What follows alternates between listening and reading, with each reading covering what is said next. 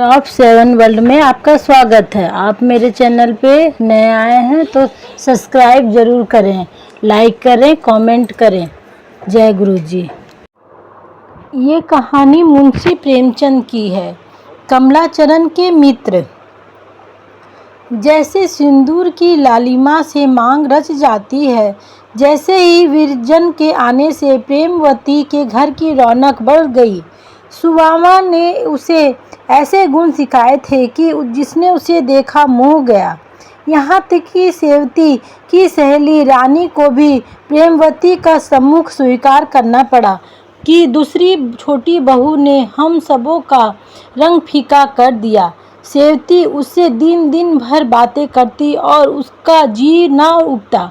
उसे अपने गाने पर अभिमान था, पर इस क्षेत्र में भी विरजन बाजी ले गई। अब कमलाचरण के मित्रों ने आग्रह करना शुरू किया कि भाई, नई दुल्हन घर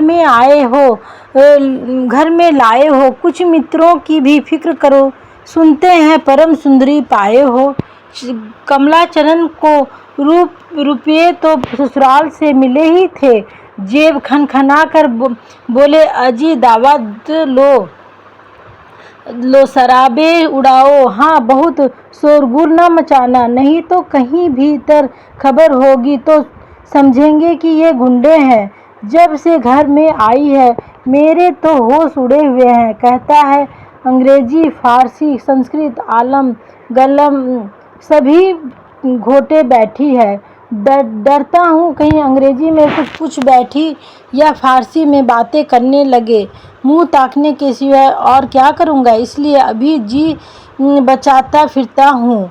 यूँ तो कमलाचरण के मित्रों की संख्या अपरिमित थी। नगर के जितने कबूतर बाज, कनकोए बाजा गुंडे थे, सब उनके मित्र। परंतु सच्चे मित्रों में केवल 5 महाशय थे और सभी के सभी फाके मस्त छिछोरे थे। उनमें सबसे अधिक शिक्षित मियाँ मस्जिद थे। ये कचहरी में आराज किया करते थे। जो कुछ मिलता वह सब शराब में भेंट करते। दूसरा नंबर हमीदंगा का था। इन महाशय ने बहुत पैतृक संपत्ति पाई थी, परंतु 3 वर्ष में सब कुछ विलास में लुटा दी। अब यह ढंग था कि साय को सज धज गलियों में धूल हाँकते फिरते थे। तीसरे हजरत सैयद हुसैन थे, पक्के जुआरी, नाल के परम भक्त, सैकड़ों के दाव लगाने वाले। स्त्री गहनों पर हाथ मांजना तो नित्य का इनका काम था। शेष 2 महाशय राम सेवक लाल और चंद दुलाल कचहरी में नौकर थे, किंतु कम पर ऊपरी आमदनी बहुत थी। आधी सुरापान की भेंट करते, आधी भोग विलास में उड़ाते।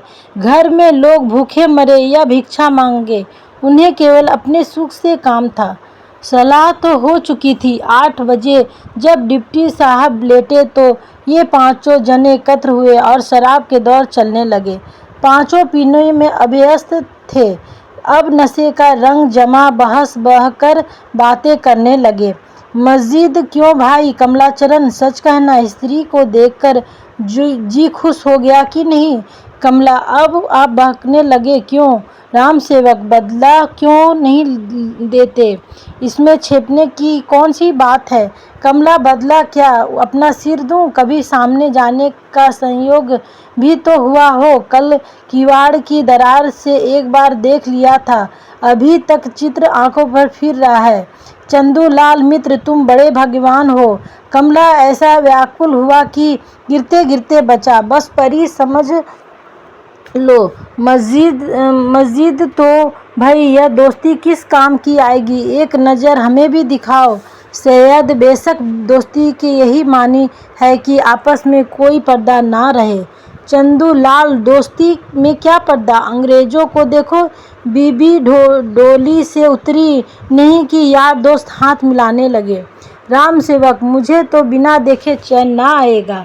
कमला, एक धप लगाकर जीभ काट ली जाएगी, समझे? राम सेवक, कोई चिंता नहीं, आंखें तो देखने को रहेगी। मस्जिद भाई, कमलाचरण, बुरा मानने की बात नहीं। अब इस वक्त तुम्हारा फर्ज है कि दोस्तों की फरमाइश पूरी करो।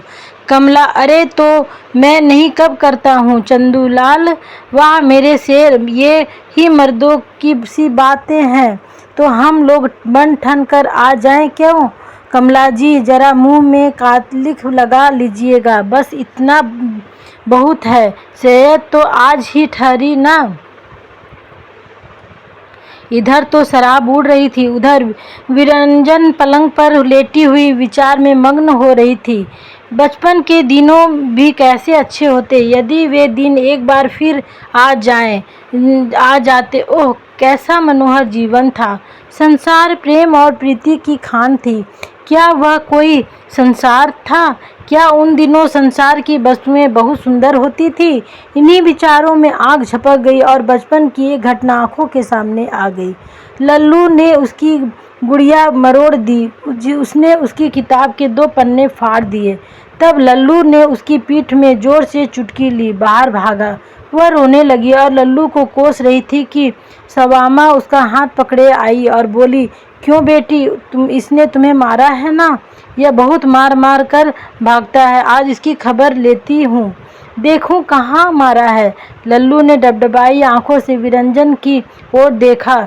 तब विरंजन ने मुस्कुरा कर कहा, मुझे उन्होंने कहाँ मारा है, ये मुझे कभी नहीं मारते। यह कहकर उसका हाथ पकड़ लिया, अपने हिस्से की मिठाई खिलाई और फिर दोनों मिलकर खेलने लगे। वह शाम अब कहाँ, 9 रात्रि अधिक बीत गए थे। अचानक विरंजन को जान पड़ा कि कोई सामने वाली दीवार धमधमा रहा है। उसने कान लगाकर सुना।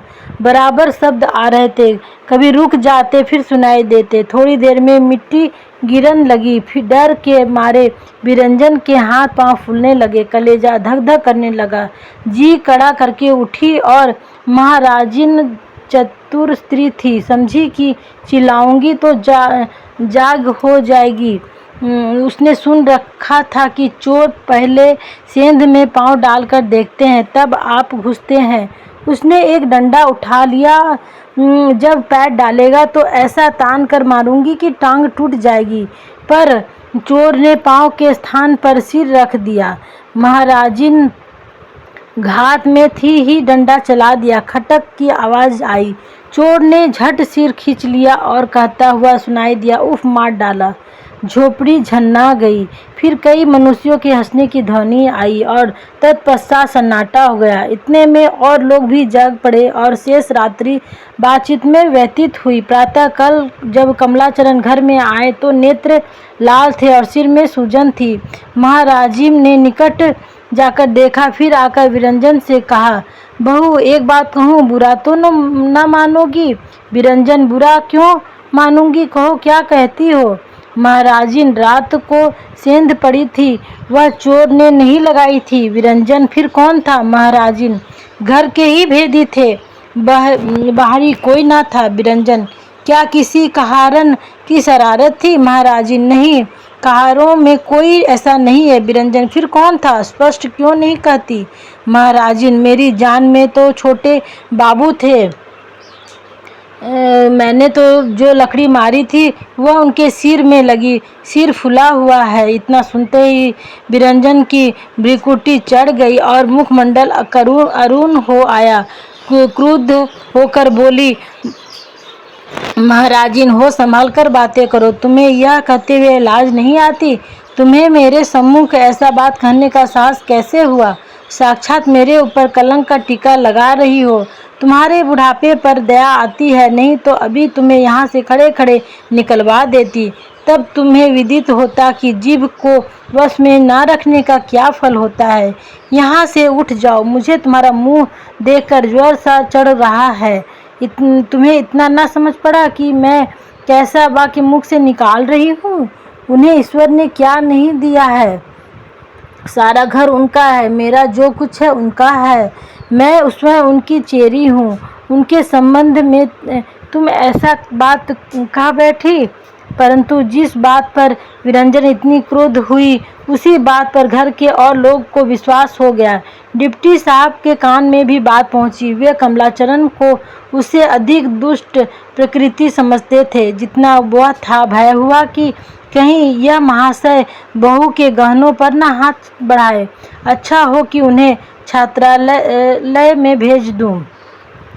कमलाचरण ने यह उपाय सुना तो बहुत छटपटाया, पर कुछ सोचकर छात्रालय चला गया। निरंजन के आगमन से पूर्व कई बार यह सलाह हुई थी कि कमला के हठ के आगे एक भी न चलती थी। यह स्त्री की दृष्टि में गिर जाने का भय था जो अब की बार उसे छात्रालय ले गया।